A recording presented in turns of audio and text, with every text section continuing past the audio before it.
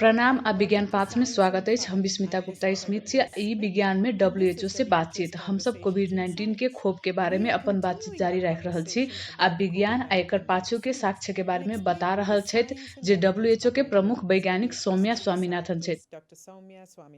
सौम्या, चलू खोप के खुराक के बारे में बात करै छी। WHO के सिफारिश की छै कि दूटा खोप के खुराक के बीच में कतेक दिन के अंतर होबे के चाही।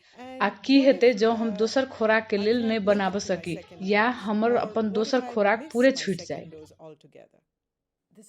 ये एकटा महत्वपूर्ण प्रश्न छै। अखन बहुतो रास खोप सब विकसित भ रहल छै आ ओकरा सब में से प्रत्येक के अलग खोराक अनुसार देल जा रहल छै। विकसित भ रहल खोप सब में कम से कम 2 खोराक के जरूरत होय छै, लेकिन किछ एकल खोराक वाला उम्मीदवार सब सेहो छै।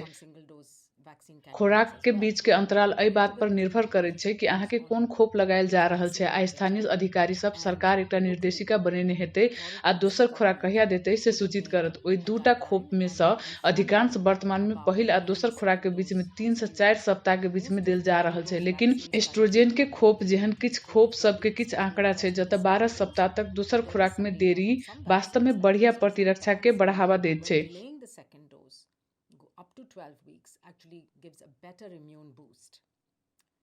आप दोसर खोराक के याद करे के या देरी होबे के मामला में दोसर खोराक लगेनाइ महत्वपूर्ण छै जो खोप 1-2 चरण में छै। ऐसा कोनो फर्क नहीं पड़े छै कि ई किछ दिन में या किछ दिन के देरी से या किछ सप्ताह के बाद भी शुरू होय। ई महत्वपूर्ण छै कि फिरता जाए आ दोसर खोराक लगाबी, कियाकि पहिल खोराक वास्तव में एहि नया एंटीजन के प्रतिरक्षा प्रणाली के लेल प्रस्तुत करे छै आ दोसर खोराक ऊ छै जे वास्तव में प्रतिरक्षा प्रणाली के बढ़ावा दै छै ताकि एंटीबॉडी प्रतिक्रिया के साथे साथे टी सेल के मध्यस्थता प्रतिक्रिया होय जे तखन लंबा समय तक रहे छै, ताकि जखन शरीर एंटीजन के फेर से देखे छै त ई विषाणु प्रोटीन फेर से ई जने छै कि एकरा जल्दी से प्रतिक्रिया करे के जरूरत छै।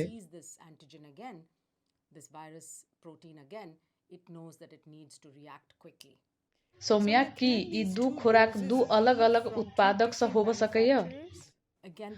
फिर विज्ञान बदल रहल छै आ विकसित भ रहल छै आ ज्ञान के आधार बढ़ रहल छै। अब किछ देश सब में नैदानिक परीक्षण सब चल रहल छै जे अंतर परिवर्तनशीलता के देख रहल छै, जेकर मतलब छै कि एक खोप के पहिल खोराक आ दोसर खोप के दोसर खोराक संभवतः एक अलग आधार पर बनल खोप से हो आ प्रतिरक्षात्मक रूप से एहन कारण सब छै कि समझ में अबै छै। हालांकि अखन के समय में एहि प्रकार के अंतर परिवर्तनीय 2 खोराक के तालिका के लेल पर्याप्त आंकड़ा नहीं छै आ तय के लेल किछ समय के लेल WHO जे नीतिगत सलाह देने छै जे कि खोप के केना उपयोग कैल जाए तई संबंध में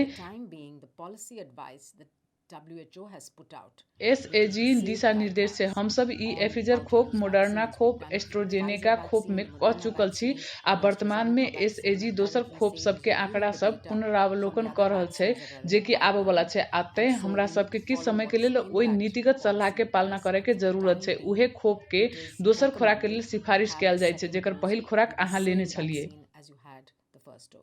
सौम्या, कोविड-19 के खोप अभूतपूर्व गति के साथ विकसित कैल गेल छै। हम सब केना सुनिश्चित क ली कि एहि खोप सब के कोनो दीर्घकालीन प्रभाव नहीं छै? खोप के विकास एक जटिल प्रक्रिया छै आ ई बहुतो रास चरण से गुजरे छै जे जानवर सब के अध्ययन से शुरू होय छै, मनुष्य सब में नैदानिक परीक्षण के चरण के माध्यम से आ अंतिम चरण में तेसर चरण में सामान्यतः बहुतो हजारों आदमी सब में कैल जाय छै। 10,000 आदमी में आधा के प्लेसबो देल जाय छै, आधा के खोप देल जाय छै। ओकरा सब के एक अवधि तक के लेल देखल जाय छै, आमतौर पर ई किछेक वर्ष के लेल होय छै आ तब हम सब खोप के प्रभावकारिता आ सुरक्षा के आंकलन करै छी। अखन महामारी आ जीवन बचावे के लेल तत्काल एहि खोप के बाहर निकाले के आवश्यकता के कारण से एकर अनुवर्ती अवधि वर्षों के बजाय किछेक महीना के रहल छै आ ई खोप के आपातकालीन उपयोग के अधिकारिता देल गेल छै, जेकर अर्थ छै कि वो अखनो निरीक्षण में छै। अखनो देश सब में एहन प्रणाली सब उपलब्ध छै जे ओ आदमी सब के अनुसरण कर रहल छै जे कोनो भी गंभीर प्रतिकूल घटना सब या आरो घटना सब के अभिलेखीकरण कर रहल छै आ जानकारी द रहल छै। WHO के एक औषधिजन्य निगरानी प्रणाली छै जेकरा हम सब नियामक सब आ निर्माता सब दुनू संगे काम करै छी, लेकिन लेकिन संगे देश सब संगे जे सुरक्षा अनुगमन प्रणाली स्थापित क चुकल छी, ताकि हम सब लगातार ओहन प्रतिकूल घटना सबके समीक्षा कर रहल छी जे प्रणाली में कहल जा रहल छै, विश्लेषण कर रहल छी। ई मात्र एकटा घटना छै आ ई वास्तव में क्षोभ के कारण से भ रहल छै। एकर कोनो अंतर संबंध छै आ ओहि पर आधारित भ क कोनो सचेत केनाय आ मार्गदर्शन बाहर आननाय छै। अखन तक हम सब जनै छी कि अहाँ जनै छी दुनिया भर में क्षोभ के 15 करोड़ से बेसी खोराक प्रसारित कैल गेल छै आ अखन तक सुरक्षा संकेत आश्वस्त क रहल छी।